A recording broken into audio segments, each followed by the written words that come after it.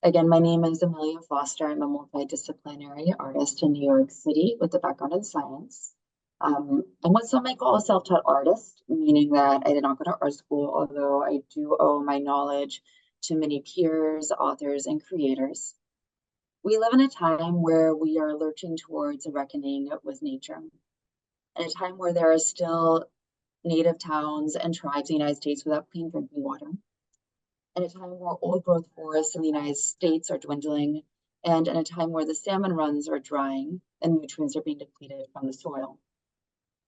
The author of Women Who Run with Wolves, Clarissa Pinkola Estes, affirms, "It is not by accident that the pristine wilderness of our planet disappears as the understanding of our own inner wild nature fades." How can we restore our connection to the land, and how to begin this healing process? For me, art is an essential part of humanity and life itself. Art and life feed into one another, embodying a shared sense of sacredness of the human spirit and of nature. The birth and decay of these magical aspects is inherent to the act of creating. Renowned art writer Lucy Lippard states, "Art must have begun as nature, simply as the perception of relationships between humans and the natural world. Art has the power to reconnect us with our wild selves, the part of us that realizes that we are not separate, but one with this planet."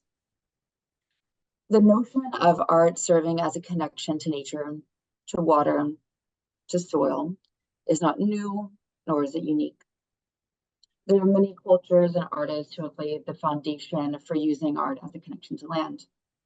One example is of the Zuni Native Americans in New Mexico, who consider clay to be the flesh of a female supernatural, recognizing the entwinement of humans and nature. And artists such as Michelle Stewart, Anna Mendieta, Joan Miro, Charles Simmons, to name a few, all use aspects of our mystical connection to this land as a central element for their art. My own art serves as a meditation.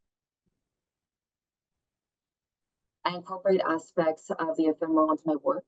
It will decay, it might regenerate, and it will inevitably change, much like our relationship to ourselves, to our culture, and to the land. As a third-generation Polish American, my work explores the loss of heritage, connection to land, and how connection to nature bestows a sense of belonging. I am particularly interested in Slavic paganism and learning about my ancestors' own sacred connection to this earth. The word pagan in of itself is a reference to earth, deriving from the Latin word pagus, for a country or rural village, connoting images of a people tied to the earth. I want to know how to get back to that. I see my art as a medium for remembering, how to reconnect with a shared spirituality for our planet. I'm going to share with you all a few of my works and their accompanying stories, each of them stemming from a connection to nature. This piece is titled, "There's Blood on My Hands." It is a self-portrait using color pencil, graphite paper. I chose to work with paper because it is temporal. It is not as long-lasting as other materials, and it will eventually return to earth. I titled this piece, "There's Blood on My Hands," because the work is a reflection of myself as a contributor to the shortcomings of modern society, but also because my blood, my personhood, is directly linked to this earth. I am a part of it. This work asks me and the viewer to seek accountability, to stand empowered, knowing that while you or I may be a single person, we are still a member of a community and a culture as a whole. This work picks at the bones of Slavic paganism, what is left of my ancestral connection to the land after thousands of years of wars in Eastern Europe, immigration to America, and familial assimilation. You can see around the woman are bones of serpents, a symbol of infinity, rebirth, and regeneration that were also used as sacrificial animals in oracular customs to predict and control the future, summoning elements of the past into my own present. Again, coming back to this idea of empowerment and control. Just below the surface of the water, however, you can see that the animal bodies are preserved. The water, the earth itself, is a life force. This piece asks the viewer, What aspects of history, of culture, are we able to see and what aspects are lost? How does this shape us? It is thought that the Roman Emperor Marcus Aurelius wrote parts of his book Meditations while waging an unsuccessful war in marshy Slavic lands of Eastern Europe. In this book, he states, "All that is harmony for you, my universe, is in harmony with me as well. Nothing comes at the right time for you that is too early or too late for me." This piece is titled Death by a Thousand Bites and is in reference to how memory fades over time. I began working with earthly materials so that I could feel close to the land in my practice, so I could be physically touching it, touching nature, and mentally transpose myself into that world. Death by a Thousand Bites is made of red flowers, LED lights, a battery pack, silver wire, silver solder, along with copper. The main flower that you see in here, the purple one, is called statice, which is commonly known as sea lavender. This flower is endemic to the Mediterranean and is symbolic of remembering, the act of remembering. This sculpture embodies a sense of the temporal aspects of memory and of our natural environment. The work itself has already changed, with the bright orange flowers turning white, losing their vibrance. Death by a Thousand Bites meditates on how we only ever experience a fraction of the past. Things disappear and decay according to nature. How this process is natural. There's nothing inherently wrong with it, but also as a culture, how we have collectively lost sight of our connection to nature, how our memories have faded along with our wildness. This piece asks what our process of remembering looks like and how our guiding light will illuminate the ruins of our ancestral knowledge. In the Slavic tales of Baba Yaga, a young woman is coerced to enter the dark pine forest to retrieve fire from the witch's hut, learning how to follow and trust her intuition and becoming attuned with her feminine ancestral knowledge. There is little known about these Slavic pagans, as the Catholic Crusades made sure to cut down the groves, enslave or slaughter those who didn't convert. But one of the few things that is known is that the trees were sacred.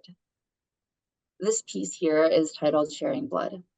It is made of pine branches from discarded Christmas trees, stained glass, silver solder, copper, resin, and my own blood.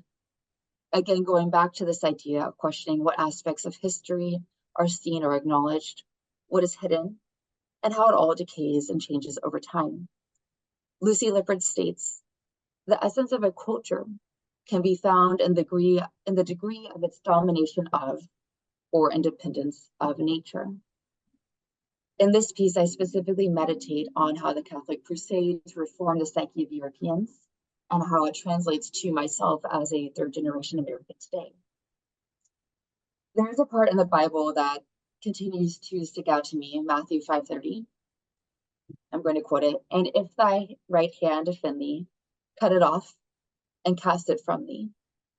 For it is profitable for thee that one of thy members should perish, and not that thy whole body should be cast into hell." This passage encapsulates the sense of shame, to discard and hide the sin, instead of working to heal or fix it. Dismembering of the body. My work doesn't present answers, but rather reflects on how centuries of ingrained shame shape how we navigate through this world.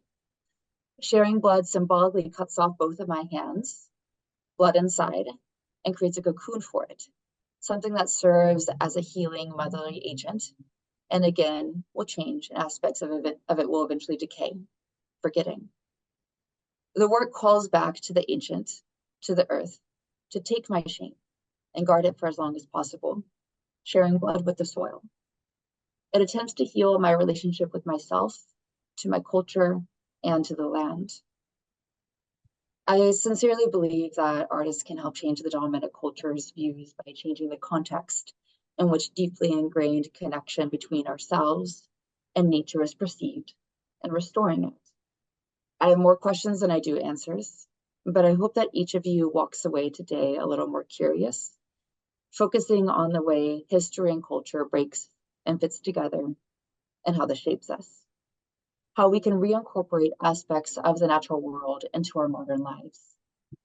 I will leave you today by returning to this quote by Clarissa Pinkola Estes. It is not by accident that the pristine wilderness of our planet disappears, as the understanding of our own and our wild nature fades. Thank you.